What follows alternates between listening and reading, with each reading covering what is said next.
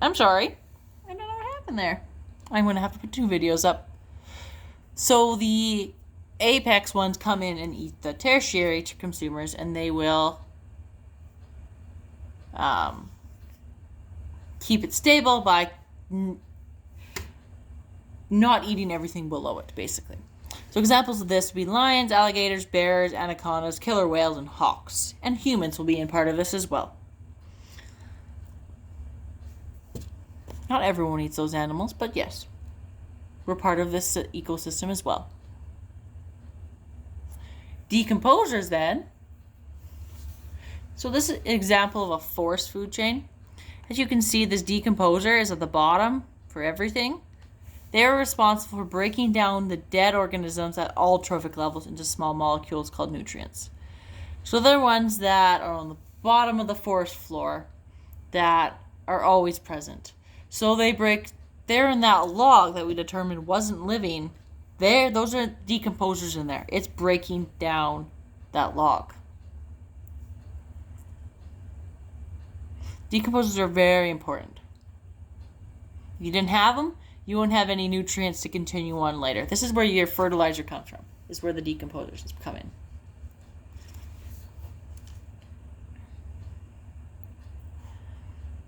Now, if you look at the flow of energy, there's something called the 10% rule. As you go up, 10% of the energy is transferred to the next one, and 90% is lost as heat. So if you look here, the producer, light energy comes in, and you have 100% of the energy present in the producer level in the plants. But as you go up, only 10% is transferred to the primary consumer. And then as you go up again, 1% is present, and you go up again, 0.1% is present. So you only get 10% of the energy that you had from the previous level, because so much is lost as heat. So by the time you reach the top, you don't have near as much energy you did as you hit the bottom, from the bottom, which isn't 0.1% from 100, not much at all, but it's enough for those tertiary consumers because of all the other nutrients that are present. So this is the same thing, just now with an example. So in this case, you have the rainforest leaves.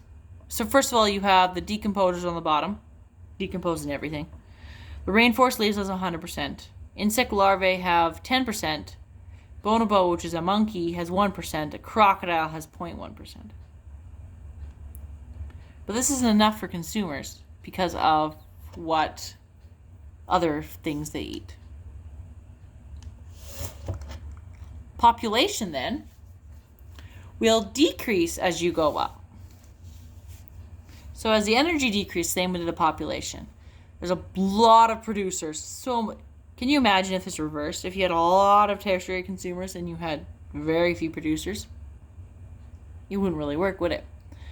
We'd have not enough grass or plants around for the primary consumers to eat. So as you go up, the population and the energy decrease. So there's more producers, less primary consumers than the producers, and as you go up.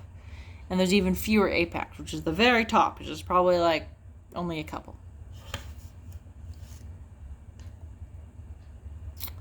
And then we talked about biomass at the beginning there. So it's the renewable resources basically that we have. In a terrestrial or on land, autotrophs, which are the bottom, which are the plants, there's a lot of biomass because there's a lot of them. It goes the same with population. And then as you go up, there's less carnivores. But in a water system or an aquatic system, there's more carnivores than there is plants. You know, there's a lot more fish in the ocean than there is plants in the ocean. Because the plants aren't as necessary in the water. Yes, still you need them, but not a lot of fish just eat plants. They more are carnivores. So it's reversed in the terrestrial and aquatic. Okay. Then this is all of them. So population, biomass, and productivity. So I was talking about that productivity as how much energy. You can see here in the producers, there's productivity of 280. Don't worry about the numbers. Just the hot, and as you go up, there's less productivity as you go up because there's not as much energy. It follows the energy. So the fact that you have less energy as you go up in a food chain, you're going to have less productivity as well. And same with biomass. You're going to have less biomass and less population. So it all kind of works together.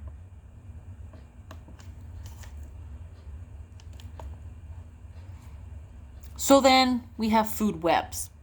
So food webs and food chains are very similar, except the fact that food webs are actually more realistic because not one thing just eats one other animal. Usually multiple animals eat multiple animals. So it doesn't make sense just to have one. So they're interconnected food chains, basically. So this is a simple one. So a mouse will all get eaten by all these animals and then vice and around the circle. So like the arrows show transfer of energy. So the mouse eats the grass, and then the coyote, the vulture, the hawk, and the snake will all eat the mouse. The grasshopper eats the grass. The hawk eats the grasshopper. The coyote eats the hawk. The vulture eats the coyote. The snake eats the vulture. Right? So it's all connected in some way. And this is just even more complicated, but yes, that's pretty much what all our food webs will look like. That's why we create food chains, so we can recognize what's happening. Make sense? Yeah. So they're just more realistic. We don't have to create them, but they are more realistic. So here's two more. Here's a water one. Phytoplankton. So the fish, all these other animals that exist there. So the difference you can see here. So the trophic levels, and then this here. This is the more all energy pathways opposed to just one pathway. So there's something called bioaccumulation and biomagnification. This usually happens when a pollutant enters the ecosystem. So like an oil spill or mercury, for example, in fish. So bioaccumulation is just that. It's an increase in concentration of a pollutant in an organism. I'll show you later when we go on. But a biomagnification then is an increase in concentration of a pollutant in a food chain. So the bioaccumulation is in the organism, biomagnification is in a food chain. So here you can see bioaccumulation is, so this is the contaminant levels of the blue. So there's none here, or very little. Here, bioaccumulation, remember, is in just in the organism. And as it goes on in time, it builds up. As opposed to in a biomagnification, it starts a little bit in here, and as those fish eat those, it builds up a little bit more because they ate a lot of them, and it goes on. So if the seal eats this fish, it has a lot more of it, and as the polar bear eats that seal, there's a lot more contaminant. So why is this a problem? The problem is that you'd think, oh yeah, just a little bit of this won't hurt the ocean or won't hurt an ecosystem. When in reality, that food chain will be greatly affected and could cause the extinction of certain animals because of what pollutant is present. So the difference then is bioaccumulation is this. So if you've ever seen this is a web, like a circular graph. So we have bioaccumulation in this circle, biomagnification in this, and in the middle where they meet is commonalities. So in the chart I gave you in your notes, this would be the one side, that's the other side, and this is both are the same. So in bioaccumulation, toxins are ingested at a higher rate than they're eliminated. and it's with an organism. Biomagnification, then, is an increase in concentration of a toxin as it moves from one trophic level to the next. And organisms that rate higher in the food chain are at greater risk. And together, toxins are both ingested.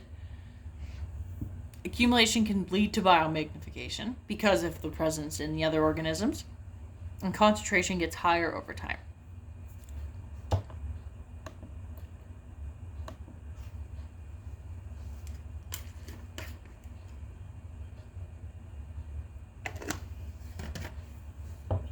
Look at us, we get an ad. Lucky us. What's it today? Oh. Build custom industrial machines in days. In this program, we're going to learn about bioaccumulation. What is bioaccumulation? Bioaccumulation is the gradual buildup of a chemical compound in an individual living organism over a period of time.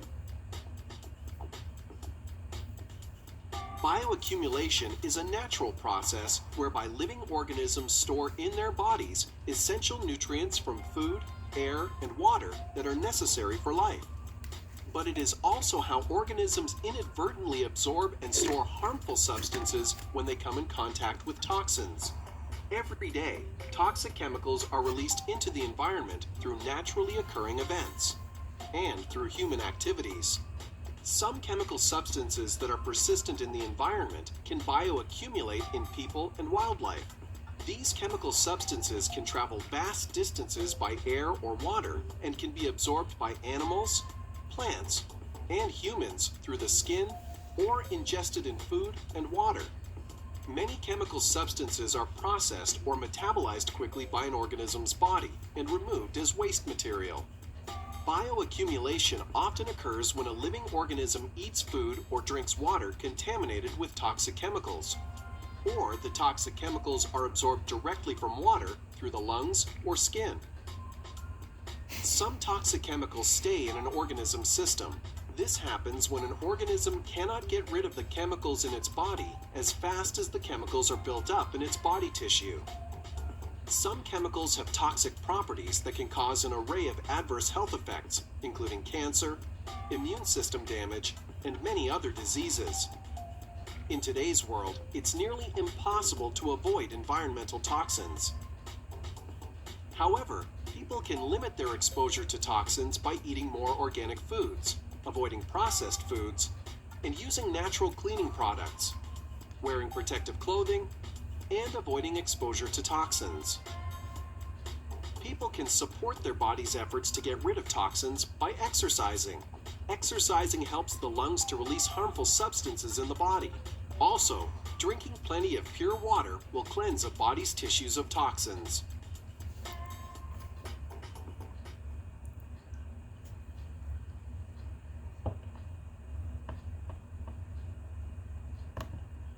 Perfect. That's a bioaccumulation.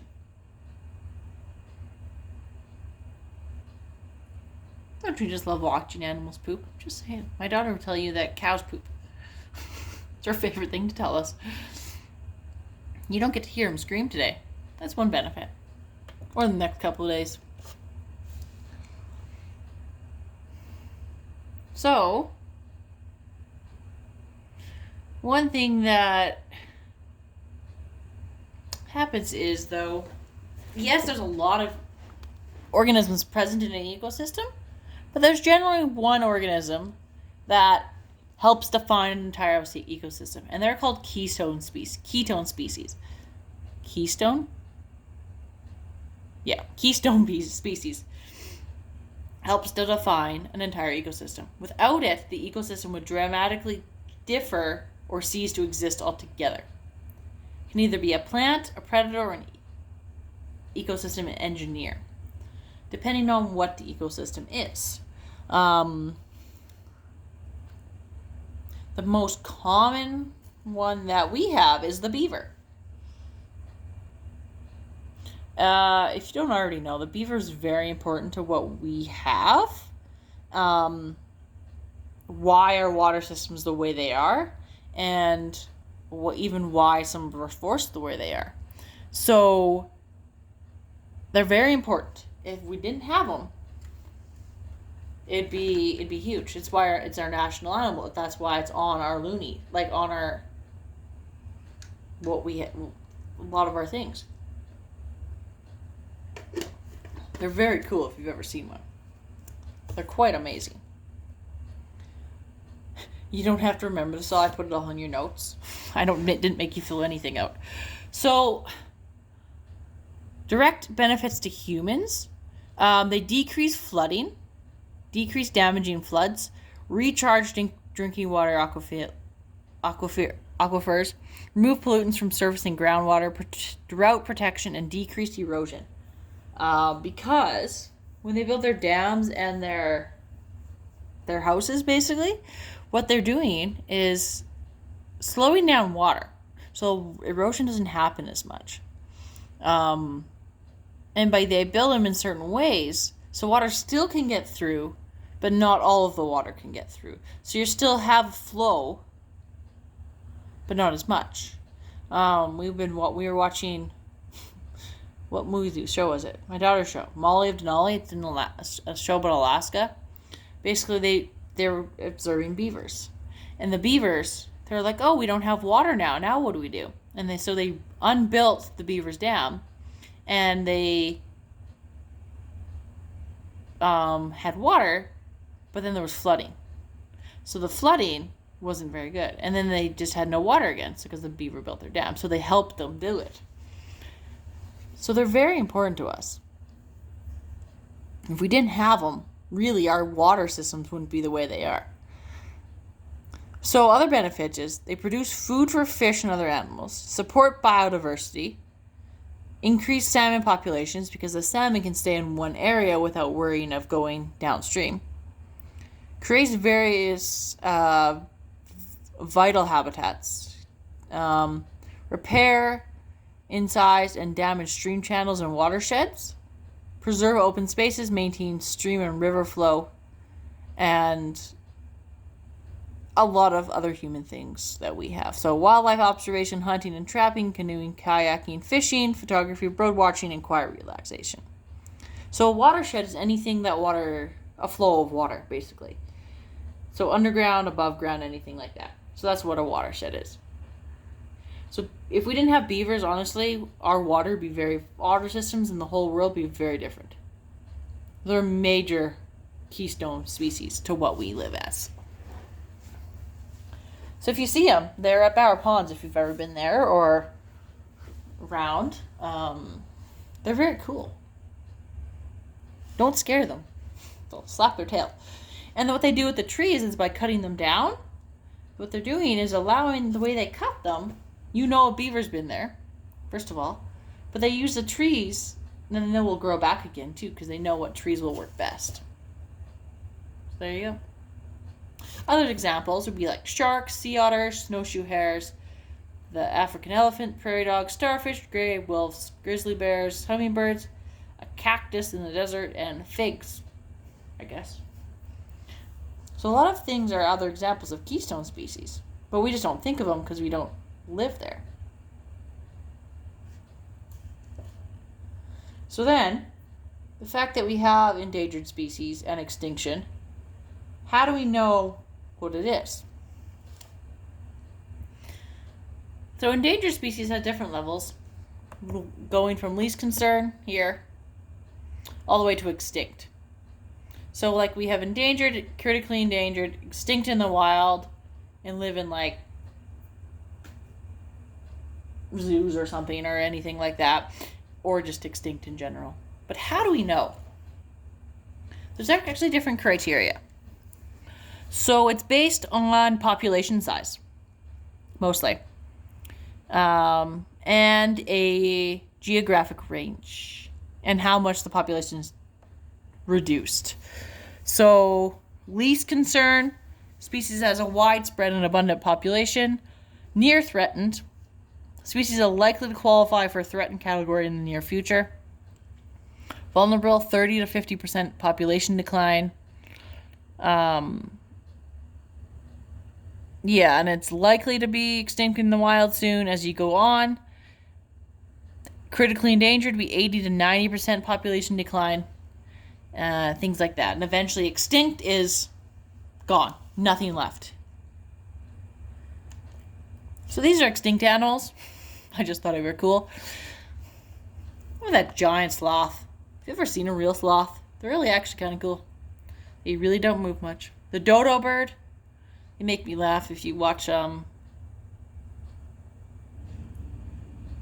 Ice Age. A lot of these are Ice Age animals. Saber-toothed cat, woolly mammoths, Tasmanian tiger, the dinosaurs. A lot of people think that our dinosaurs were our birds, are our birds now. But there's actually a couple that are going extinct last year, or 2 years ago now. Samaritan rhino, the Chinese paddlefish, a giant softshell turtle, a cheetah, sphinx macaw, a pupfish, and a tiger. Which is kind of crazy that it's still happening. A lot of the ecosystem is to blame for that. So then factors affecting extinction, depending on where they live. Volcanic eruptions, global warming would be natural factors, global cooling during ice ages, changes in oxygen levels for water, massive impact from asteroids or comets, competition, which is important, but sometimes it can cause extinction. Human factors then would be cutting the rainforest regions, removing natural habitats, and overharvesting and pollution. There's a lot of things that can affect extinction.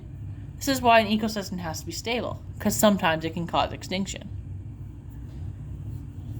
We don't want this because this would reduce our biodiversity as well. It could also cause an increase in some of the lower levels if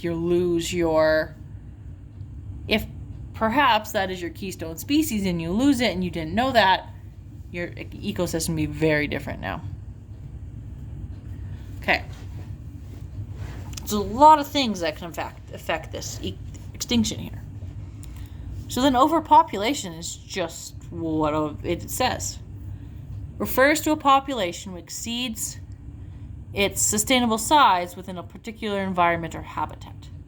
Overpopulation, too many people present, too many animals. So it can result from an increased birth rate, decreased death rate, immigration to new niche or with fewer predators, or decline in available resources. Basically, too many animals present in one spot. This can cause a problem because there's too much food or too much of one thing, whatever it is. It doesn't happen terribly often, but usually it can happen. Invasive species. An invasive species is most often a non-native species that spreads from a point of introduction to become naturalized and negatively alters its new environment. So one is something called zebra mussels. Zebra mussels came over from Europe, actually on a boat.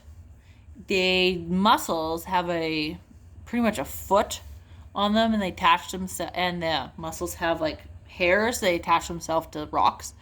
So basically what it did is attach itself to this boat, and as they didn't know, so what happened is as they crossed the waters, they started coming off, and they started infiltrating the ecosystem in the water, and it's now causing issues in the pipes, in the anything that needs to flow through, because they get stuck in the pipes, so they stop the flow. But there's so many of them that they can't get rid of them. They've been here a long time, but we don't know how to get rid of them. So they came over on a boat, but they didn't know they were there because they didn't look. That's the main one that we have in our waterways, but the fact that there's a lot more too. There's also certain plants that are invasive. So they use the nutrients that other plants could use that we can't use anymore. There's lots of them. But if you look them up, you definitely see them. You don't want these. So if you've been in any naturalist, like a person who does the nature walks and things like that, they'll know the invasive species and they'll have to pull them because they want to get rid of them. So I would think maybe the invasive species in my garden this summer might be a good example of them. Kept taking over everything and used all my nutrients. No plants for us. How overpopulation... This is out of place. How overpopulation happens. Introduction of foreign... Oh, yeah. The introduction of a foreign species for which has no natural predators. So often that species becomes invasive. Increased birth rate, which can lead to overpopulation if species in growth exceeds the resources within a particular geographic area. Basically, too many animals being born. Not enough dying, not enough predators, not enough stabilization. Decreased mortality rates, reduced reduction in available resources, so times of drought, which would be a problem as well. Overfishing. We've probably all seen this. Like the seal hunt would be part of overfishing. It's simply the taking of wildlife from the sea at rates too high for fish species to replace themselves. It can change the size of fish remaining as well as how they reproduce and the speed at which they mature.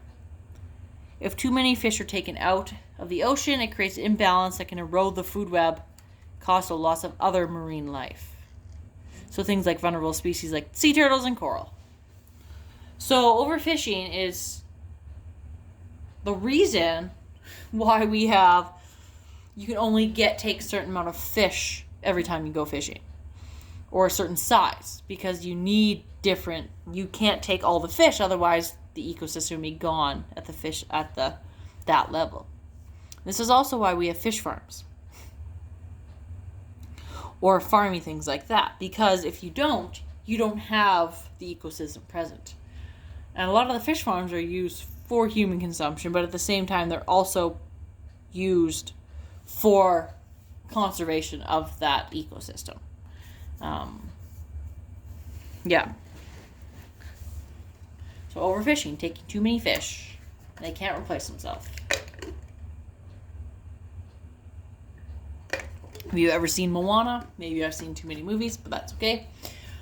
They have no fish. They overfished them because they didn't have any wild fish left present in their oceans. Now, deforestation. Deforestation is huge because it's the main one that humans will do, but it's also the main one that's causing the problems in our ecosystems. So deforestation, clearance, or clear cutting, whatever they're doing, is clearing is the removal of a forest or stand of trees from land, then converted to a non-forest use.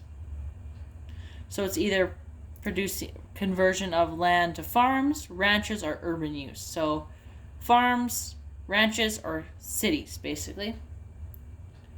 Most of it's happening in our rainforest, which is a problem. So you can see the difference. That was the rainforest. Now that's not. And now that's the rainforest. So it's not just cutting one tree down. It's cutting a whole bunch of trees down. And you don't want to do that. So the effects of the deforestation is a loss of habitat.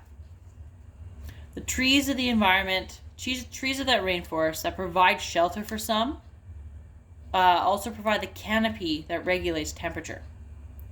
So all these effects of deforestation, or the reason, is why we have trees, is what the importance of trees is. So the trees provide shelter, and they also regulate temperature. So if you don't have that canopy, if you've ever seen in a forest, you don't have all the moisture staying in. You don't have, the temperature goes too hot or too cold, depending on what it is. So eventually it can look like a desert because there's too much heat getting into the animals below and not enough moisture. So the moisture gets too low. Like when I was in Costa Rica, we had 100% humidity because it was pouring rain. But also normally it's about 90% humidity because of where we were. We were in the rainforest. Which is just crazy, but it was amazing. It's very hot. 50 degrees Celsius, it was so hot. So along with in loss of habitat, you have increased greenhouse gases. Because what trees do is take the CO2, using photosynthesis and cellular respiration, they create the oxygen that we breathe. And as we know, CO2 is one of the greenhouse gases. If we don't have enough trees, we can't reduce our greenhouse gases. So by cutting down the trees, we have increased greenhouse gases. And less carbon can be absorbed into the roots. So, then would cause with the greenhouse gases, we have increased temperature, all that kind of stuff, all the other effects that we have. So really, deforestation is causing a lot of our global warming problems. Water in the atmosphere. Trees also help control the level of water in the atmosphere to regulate the water cycle. If there's less water in the air to be returned to the soil, then the soil can't be used to grow crops, which means the people can't have food, or the animals can't have food. The plants can't grow. So the water cycle then is regulated often by the trees, because it absorbs the water, puts it in the soil, and then the water goes throughout the ecosystem. Soil erosion and flooding. Trees help the land to retain water in topsoil, which provides rich nutrients to sustain additional forest life. Without it, the soil erodes and washes away, causing farmers to move on and cut down more trees and create more farmland. And then you can't grow anything. So these zones are then more susceptible to flooding. Usually coastal regions is the problem.